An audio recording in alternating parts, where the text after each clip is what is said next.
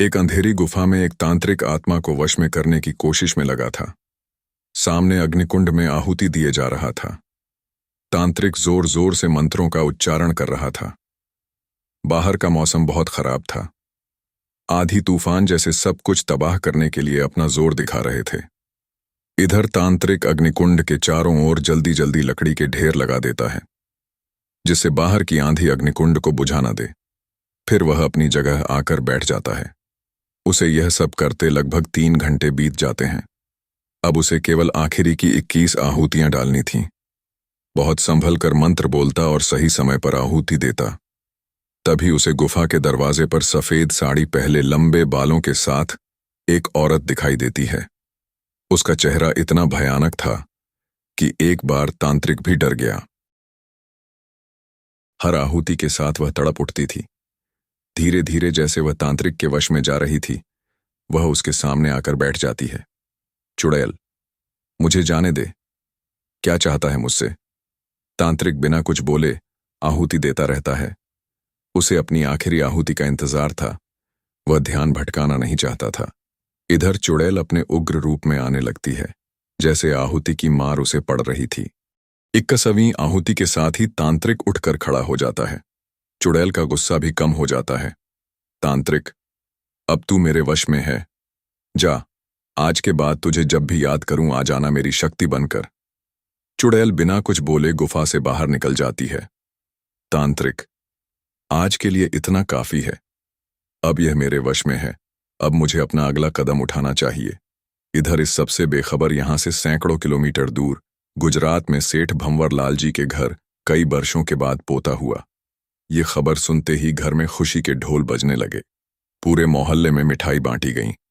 सेठ भंवरलाल जी अपने पोते के आने की खुशी में पूरे नगर में दावत दी गई। कई साल बाद उनके आंगन में खुशियों ने दस्तक दी थी, लेकिन इस बात से भंवरलाल के छोटे भाई सोहनलाल को गहरा धक्का लगा। भंवरलाल का इकलौता बेटा गजेंद्र एक रोड एक्सीडेंट में मारा गया। उसकी पत्नी मीरा उस समय गर्भवती थी। कहने वाले कहते हैं कि सोहनलाल ने जायदाद के लालच में अपने भतीजे का एक्सीडेंट करवा दिया। सोहनलाल बच्चे से पीछा छुड़ाने की तरकीब सोचने लगे। उसने उसी रात अपने भरोसे के आदमी रवाना किया जो तांत्रिक के पास पहुंचा। नौकर, सेठ सोहनलाल ने उस बच्चे को खत्म करने के लिए कहा है। तांत्रिक, काम हो जाएगा, बस ये बता पैसा कितना मिलेगा। आदमी, मुंह मांगा पैसा मिलेगा, बोल कितना चाहिए। फिलहाल ये 5 लाख रख। तांत्रिक, अब जा, मुझे पूजा करनी है। अपने मालिक से कहियो पैसे तैयार रखे, जल्द उसे अच्छी खबर मिलेगी। तांत्रिक पूजा कर चुड़ैल को बच्चे को खत्म करने का काम सौंपता है। चुड़ैल रात को सेठ भंवरलाल की हवेली के बाहर पहुंच जाती है। जब रात को सब सो रहे थे तो वह बच्चे को मारने जाती है। बच्चे को मारने के लिए वह जैसे ही बच्चे के गले तक अपने बड़े बड़े नाखूनों वाले हाथ ले जाती है, देखकर चौंक जाती है। जैसे वह नींद से जाग जाती है। यह तो उसका अपना बच्चा है। उसे याद आता है एक आदमी कार से जा रहा था। किसी ने उसे गोली मारी, जिससे उसका बैलेंस बिगड़ गया और कार सामने से गोदी में बच्चा लिए औरत को टक्कर मारती है, फिर गहरी खाई में गिर जाती है।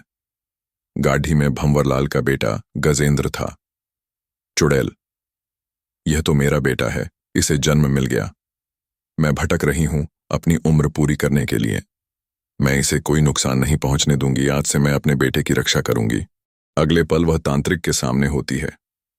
तांत्रिक, हो गया काम, जा अब आराम कर। चुड़ैल, अभी तू पूजा नहीं कर रहा है, न ही मैं तेरे वश में हूं। पहले यह बता कि किसने तुझे बच्चे को मारने के लिए कहा था। तांत्रिक, अच्छा, अभी बताता हूं। वह अग्निकुंड की ओर जाने लगा, लेकिन चुड़ैल के एक वार से नीचे गिर गया। चुड़ैल उसकी छाती पर बैठ गई। तांत्रिक, मुझे मत मार, मैं तुझे छोड़ दूंगा। चुड़ैल, पहले उसका नाम बता।